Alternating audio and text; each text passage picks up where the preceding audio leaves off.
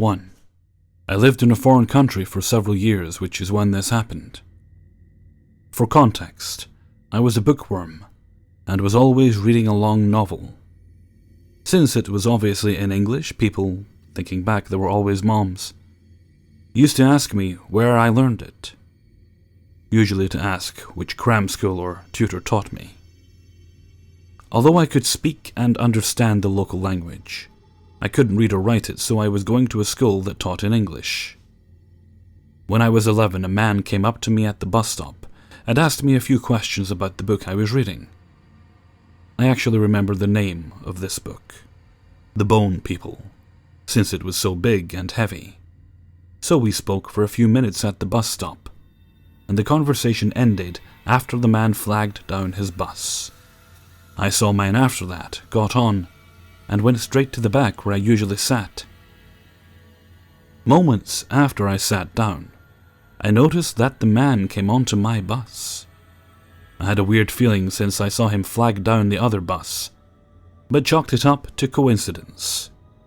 He then proceeded to the back where I was sitting, and started talking to me again.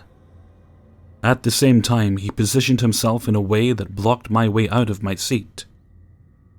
You know how there is a row of 5 seats at the back of a bus? He sort of straddled the middle seat, and the seat between him and me. It started out with questions about my book and where I learned English. I was somewhat cognizant of stranger danger, and gave vague answers. When the man still hadn't gone off after 10 minutes and was still asking me questions, I started feeling uncomfortable. I briefly thought about getting off, but the bus I was on was the only one that went to my house. The stop literally went outside my house, and it came every 30 minutes. At the same time, I was pretty introverted and lonely in that period of my life, so it felt good talking to someone. That somewhat factored into why I ignored the red flags. After that moment, he started asking if I studied at McDonald's in the afternoon, trying to make me clarify an earlier vague answer. His questions were getting more and more personal, like where I got off, and eventually made me extremely uncomfortable. Around this time, a few women looked back at us. The whole time I was talking to that man, I never said my name. When he asked, one of those women looked at me and started vigorously shaking her head. She even raised her arms in a cross. Seeing her made me realize that the situation was wrong, and I panicked, especially when he started asking again and again when I refused to tell him my name. I think that was when he noticed her, because he got off a few stops later. When he left, she came up to me. Apparently, she had thought he was my uncle until she heard him asking where I went to school.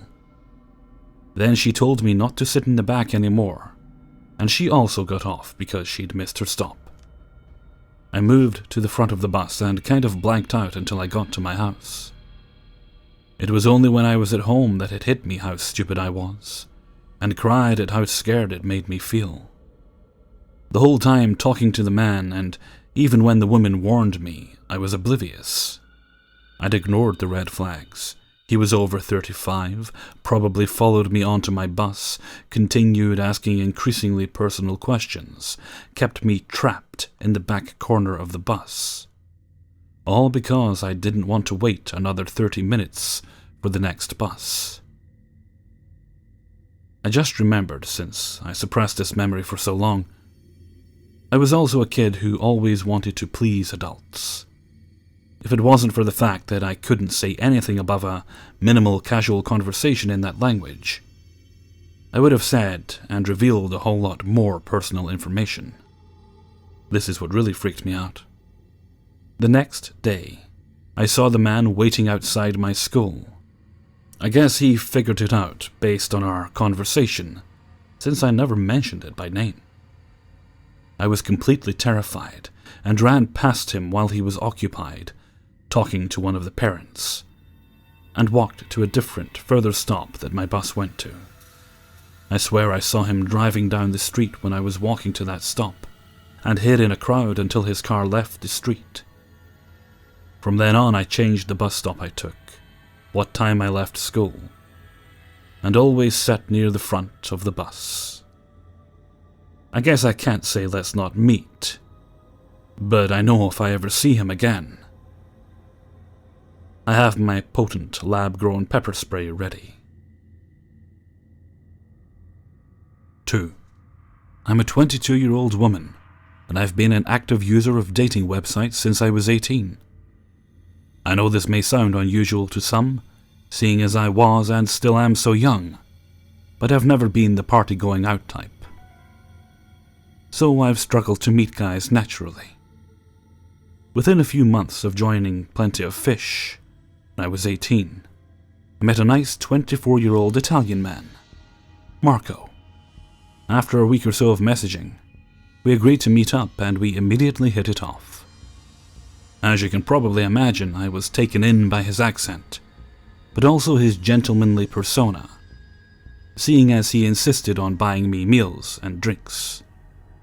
We ended up dating for about 4 months with nothing creepy or abnormal happening during this time, but due to him being frequently away for work, we decided to call it a day, and so contact was cut. Upon the break with my boyfriend, I jumped straight back into the internet dating scene. I would go on dates every so often and have the occasional relationship that went nowhere for the next 4 years. During this time, I had not seen or spoken to Marco since our break until a couple of months ago, when I received a message out of the blue from him on Plenty of Fish. It was a pleasant surprise to hear from him again, and we soon began chatting and catching up on what we've been up to over the past 4 years. Marco claimed that he had been single ever since our split, and would often say how he was a fool for letting me go, as I was a beautiful woman, and that he was unable to find anyone that came remotely close to me. I, of course, was very flattered by this, but at the same time I had found this pretty hard to believe. He was a very attractive man who, by 28, had a secure job, a house, and a car. It seemed very unlikely, but hey, who was I to judge? Eventually we arranged to go out for a drink. Now I don't know whether this was a gut feeling or me just being paranoid, but as soon as I saw him in person, I had a sense of dread and concern. At the time, I couldn't pinpoint why I felt this way, seeing as he looked and acted perfectly normal. To begin with, that is. As the night went on, we continued to drink, and that's when he began to get a bit overly flirtatious. He gradually sat closer and closer to me, saying how I'd grown into a stunning young woman, and that he could still memorize the feel and curvature of my naked body. This immediately made me feel uncomfortable, but I laughed it off, and continued to drink, hoping to mask the uneasiness I was sure I was radiating. Part of me felt guilty for feeling this way because he never treated me badly all those years ago, but I just couldn't ignore the vibes he was giving off. It had finally reached 11 p.m., and I knew I needed to be up early for work, so I told him it was time I headed home. I will never understand why I did this, and I will forever berate myself for such idiocy and carelessness despite my earlier doubts. But after a few drinks, I no longer wanted to walk home, and I thought it'd be safe, seeing as I already knew him, so I accepted the offer of a lift in his car. Before you say it, I know it was stupid. Once we got into his car, he asked me if I wanted to drive somewhere. I politely declined, as by now I was just getting ready to go to bed. But I offered to direct him home, seeing as it had been a long time since he had been to my house. He began to drive down the main stretch of road, and as we approached a road to the left, I told him to take that left. However, he completely misses it. I huffed in frustration, but told him it wasn't too much trouble because there was another road we could take coming up. All the while he sat there silent. The next exit approaches, and I tell him to take it, but yet again, he misses it completely. I said, "What the hell, Marco, what are you doing?" He just sits there completely ignoring me, staring straight ahead, while smirking. By this point, I'm getting really anxious and panic is starting to set in. The final exit approaches, before the road takes us out of town. I yell at him to make the turn, but he continues on. I'm in full panic mode now, and I make a dangerous decision to grab the steering wheel in a bid for him to turn around. Screeching to a halt, he finally gets the hint and turns around, taking the exit. I'm still yelling at him, asking what he was doing, and that when I say I want to go home, it means take me home. He replies laughing, "I wanted to show you my new house. Where is your spontaneity?" Upon reaching my house, I gave him no chance to say bye, as I wasted no time in jumping out of the car and rushing to open the door. I can safely say I made no attempt to ever meet him again. I have no idea what his intentions were. I'm not saying they were malicious, but he scared me regardless. Despite being Italian, he could speak and understand perfect English, so there was no way he misunderstood me. So, my creepy ex, let's not meet again. 3. I'd like to start this off with a few facts about myself and my ex-boyfriend. I was 18 when we started dating, and he was 24. Prior to our relationship, he had been married and he abused his ex-wife. They got divorced and she filed a restraining order against him, and he violated it. So when we were dating, he had a felony charge. This incident happened in August on a 90-degree day. I was dating my boyfriend for about 8 months when I decided it wasn't working out and wanted to break up. He didn't want to, and I'm not good with my emotions, so I essentially shut him out of my life. I didn't respond to text messages, phone calls, anything. A few days after we broke up, he came to my parents' house to try to talk to me. My mom answered the door, and I told her I didn't want to talk to him, so she asked him to leave. He got kind of upset because he just wanted to talk, so she threatened to call the police. He still wouldn't leave. So she got the phone and was on the phone with the police when he got in his car and left. They caught up with him down a street that was just outside of our neighborhood and gave him a warning to stay away from me. My mom took my younger sister to her soccer practice, and my dad was at work, leaving me home alone. I was lying on the couch when I heard a knock at the back door. I looked up, and he was standing there. He motioned for me to come outside, and I rolled my eyes and went back to my game. That pissed him off, and he shouldered the door. The frame cracked. At that point, I think he was just doing it to scare me into coming outside. But when the frame cracked, there was no going back. And I feel like to him the situation spiraled out of control, and there was no turning back. I've never talked with him about it. Those are just my thoughts. He shouldered it again, and the door burst open, taking the frame off the wall with it. I sat up and shouted, "What the fuck are you doing?" Because I really thought he was just trying to scare me, and this wasn't fixable.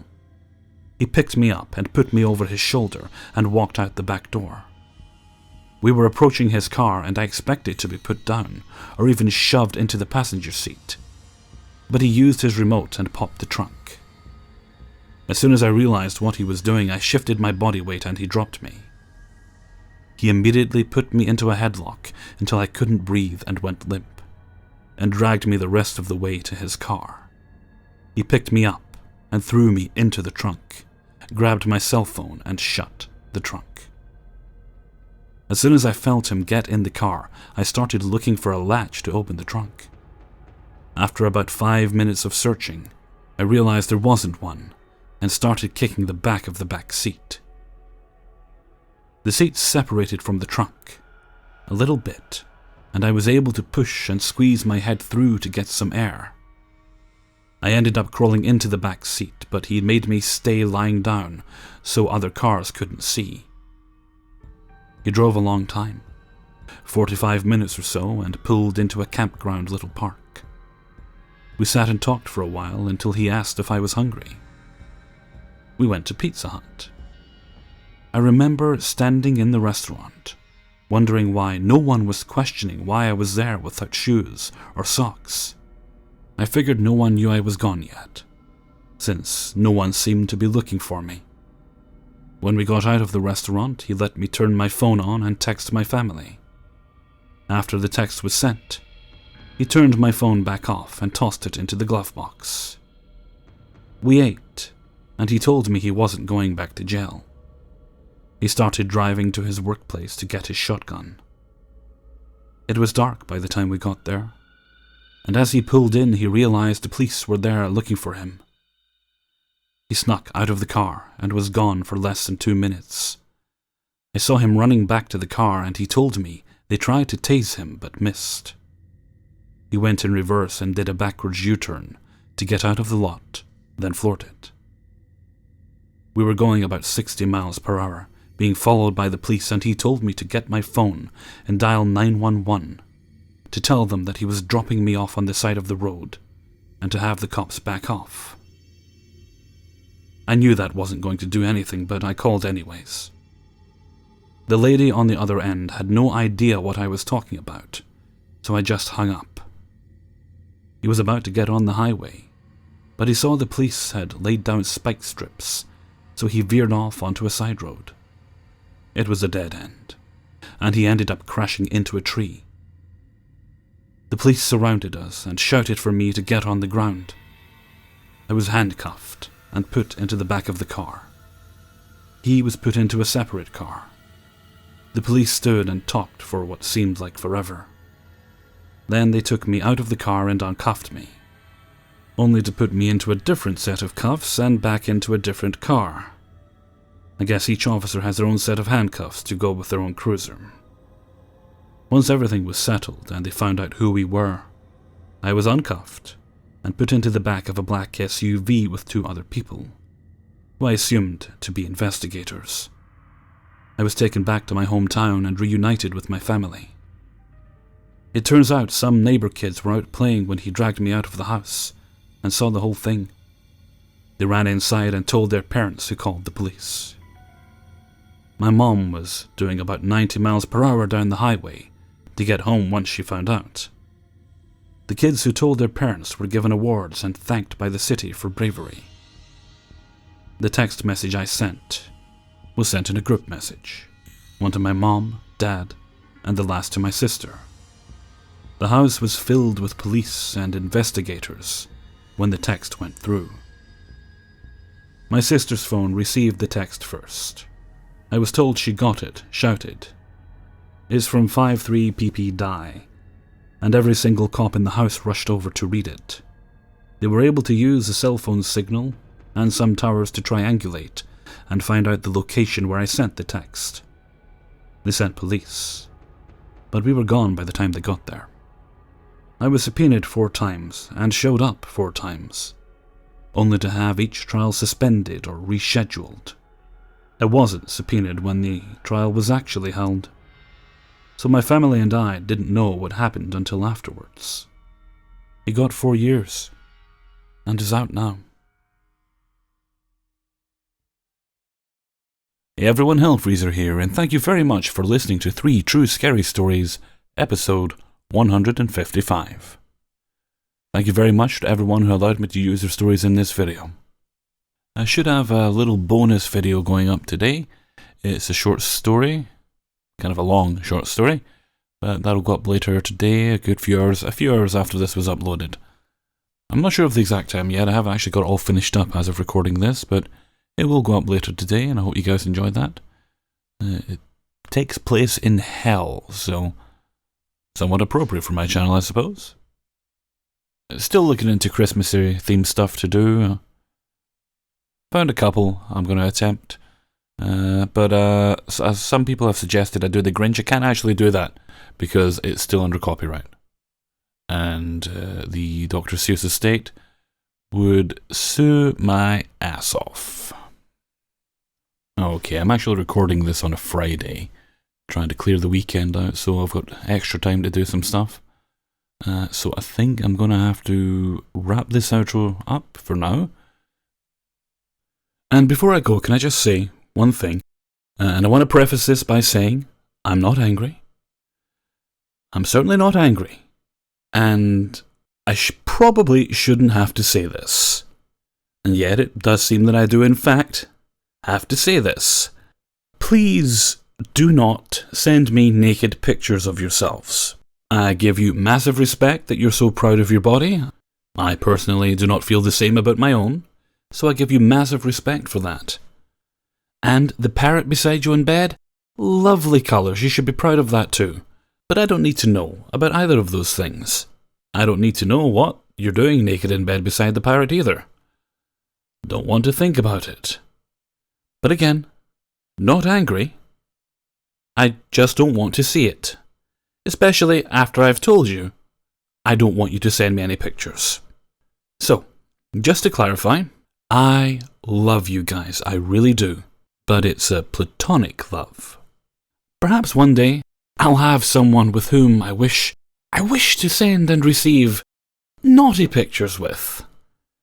But I would hope I'm dating that person. At the very least. And with that, I'm really gonna go this time. So, until next time, thank you very much for listening, and take very good care of yourselves.